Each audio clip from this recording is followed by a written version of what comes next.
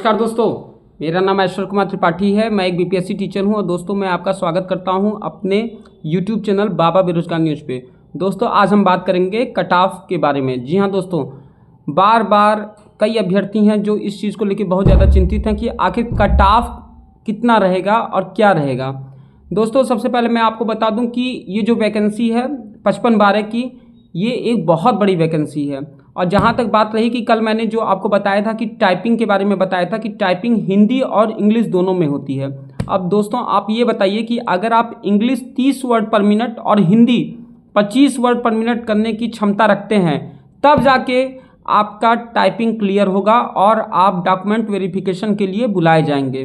दोस्तों जहाँ तक मुझे पता है कि इंग्लिश टाइपिंग जो होती है 30 वर्ड पर मिनट, उसको तो लोग लगभग निकाल लेते हैं, लेकिन जैसे ही बात आती है हिंदी की, तो हिंदी में क्या होता है कि जो फॉन्ट यूज़ होते हैं, जैसे मंगल हो गया और कृतदेव हो गया, जिसके बारे में मैं वीडियो आपको बना के बता चुका हूँ।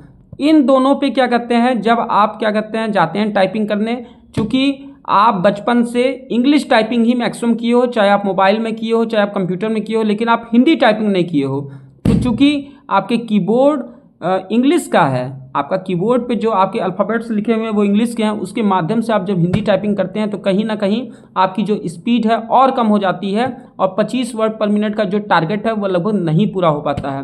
और जहाँ तक बात रही कि मैं आपको बताऊँ कि कट ऑफ के बारे में, जो बहुत सारे लोग थे वह इतना ज़्यादा अनुमान लगा रहे थे कि कट ऑफ 50 जाएगा, 52 जाएगा, 54 जाएगा, लेकिन दोस्तों जब से ऑफिशियल आंसर की आया है तब से लोगों की जुबान दबी दबी सी है। जी हाँ दोस्तों, कहना बहुत आसान होता है, लेकिन जब रियलिटी सामने आती है तो वह अलग होती है। जैसे आप देख रहे होंगे कि 5 ऑप्शन क्या कहते हैं UPSSC ने दिए थे। अब आप सोचिए कि 5 ऑप्शन एग्ज़ाम में आ रहे हैं, तो पहली बात कि अमूमन जितने भी एग्ज़ाम उत्तर प्रदेश में होते हैं उसमें कितने ऑप्शन आते हैं, उसमें 4 ऑप्शन आते हैं। और जब अचानक से अभ्यर्थी क्या कहते हैं 5 ऑप्शन देखता है तो उसकी हालत ख़राब हो जाती है, क्योंकि दोस्तों 5 ऑप्शन कहीं ना कहीं आपके दिमाग का परीक्षण करता है पूरी तरीके से कि आपके कॉन्सेप्ट पूरी तरीके से क्लियर हैं कि नहीं है। क्योंकि हम क्या करते हैं कि जो बच्चे कंपटीशन की तैयारी करते हैं वो लगातार 4 ऑप्शन की तैयारी करते हैं। अमूमन आप कोई भी कंपटीशन की बुक लीजिएगा तो उसमें 4 ऑप्शन होते हैं, लेकिन जब 5 ऑप्शन दे देता है तो उसमें कन्फ्यूजन क्रिएट होना शुरू होता है कि इनमें से कोई नहीं। और ये जो D और E ऑप्शन होता है वह कहीं ना कहीं बहुत ज़्यादा कन्फ्यूजिंग होता है। तो ये जो चीज़ होती है, और जैसा कि आपने ऑफिशियल आंसर की देखा होगा, उसके बाद आपने देखा है कि 8 क्वेश्चन ऐसे हैं जिसमें 5th ऑप्शन सही है, E ऑप्शन सही है। अब आप इससे अंदाज़ा लगाइए दोस्तों कि जो लोग ये सोच के चलते हैं कि नहीं इन 4 में से हम एक कर देंगे, वहाँ पर हालत ये है कि 5 ऑप्शन में से 5वां ऑप्शन सही हुआ है, वो भी 8 क्वेश्चन में। तो ये इतना आसान नहीं है जितना आसान लोग सोच रहे हैं कि नहीं हम क्या करते हैं, हमने बस प्रेडिक्ट कर दिया कि नहीं कट ऑफ बहुत हाई रहेगा। क्योंकि जो सीट की संख्या है वह बहुत सारे विभागों को जोड़कर सीट बनाई गई है और लगभग 5500 सीट, ये बहुत ज़्यादा होता है 5500 सीट में। और आप सोचिए कि इसी की तरह से अगर अंदाज़ा लगाते जाएं कि आपको टाइपिंग के लिए बुलाया जाएगा, टाइपिंग के लिए लोग डिस्क्वालीफाई होते रहेंगे, और क्या कहते हैं कितना अनुमान लगाएगा कि आयोग कि कितने लोगों को बुलाएं। जैसा कि मेरा मानना है कि पेपर का लेवल हार्ड था, और साथ ही साथ जो अब आप देखिए कंप्यूटर देख लीजिए, कंप्यूटर में लोगों की हालत ख़राब हो गई है। आप GK GS में देखिए तो GK GS में लोगों की हालत ख़राब हो गई है। जो बहुत ज़्यादा बच्चे जो कि अपने GK GS को बहुत स्ट्रांग मानते थे वो भी धुआं हो गया है। जी हाँ दोस्तों, आप कितना भी पढ़ लीजिए, जब क्वेश्चन बनाने वाला पेपर सेटर अपने पे उतर जाता है तो निश्चित तौर पे सबकी हालत ख़राब हो जाती है। इसका ये मतलब नहीं है कि कुछ बच्चों ने क्वेश्चन किया ही नहीं है, कुछ बच्चों ने अच्छा खासा क्वेश्चन अटेम्प्ट किया है, कुछ तो बच्चे रहेंगे ही, ऐसा नहीं है।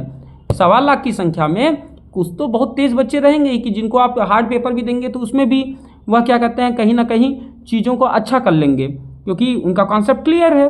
लेकिन जो ऑन एवरेज बात की जाती है कि जो दुनिया जो चलती है वह एवरेज रेस पे चलती है, तो उस एवरेज रेस पे कितने लोगों ने किया, तो उसमें संख्या बहुत कम है।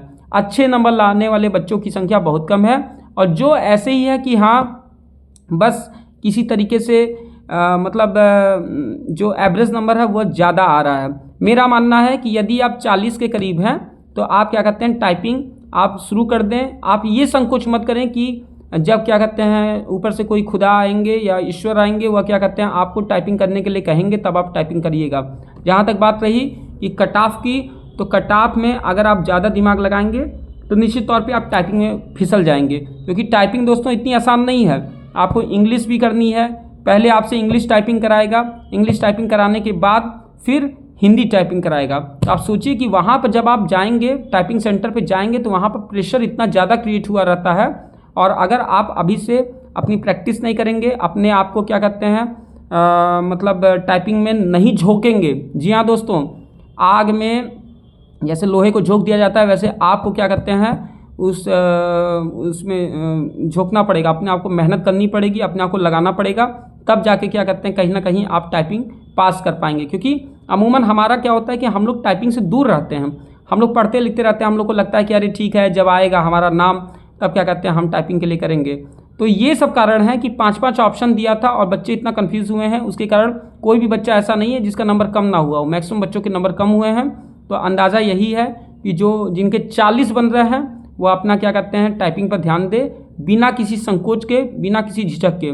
इसी के साथ कि आप अपना टाइपिंग पे विशेष ध्यान देंगे और अगली अपडेट के लिए हम फिर से आएंगे। इसी के साथ मैं अपनी वाणी को विराम देता हूँ। जय हिंद, जय भारत, जय मातृभूमि।